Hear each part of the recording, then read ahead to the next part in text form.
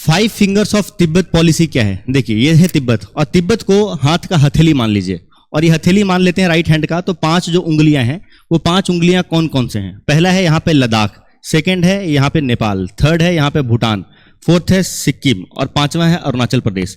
तो ये जो तिब्बत है, जिसके 5 उंगली हैं एक तरीके से, यानी कि तिब्बत को हम राइट हैंड का पाम मान लिए, और ये 5 उंगलियां हैं, ये एक्चुअली में पूरा चाइना के कंट्रोल में रहना चाहिए। ये थ्योरी दिया था माओ जेडोंग ने। माओ जेडोंग जो कि ओरिजिनल चाइना के फाउंडर हैं।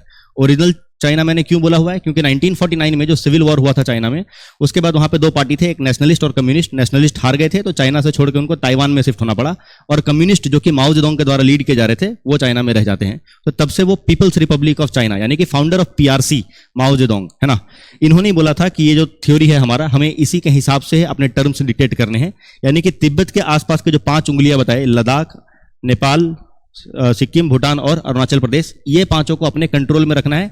एटलीस्ट हम कोशिश करेंगे कि इन 5 को लिबरेट किया जाए, आज़ाद किया जाए, ताकि हम आगे चल के इन पर अपना कंट्रोल स्थापित कर सकते हैं। हालांकि ये बहुत ऑफिशियल नहीं है, खुल के नहीं बोला जाता, पर सबको पता है कि अंदर अंदर चाइना ये पॉलिसी के हिसाब से टर्म्स डिक्टेट करता है।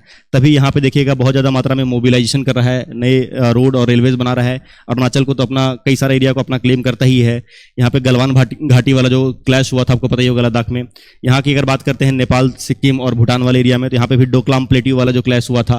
तो इन एरियाज में अपना सोवरेनिटी असर्ट करने का कोशिश करते रहता है, पर ये कहीं पे ऑफिशियल एक तरीके से चाइनीज गवर्नमेंट के द्वारा नहीं बोला जाता, पर हमें पता है, सबको पता है कि वो इस थ्योरी के हिसाब से काम करता है।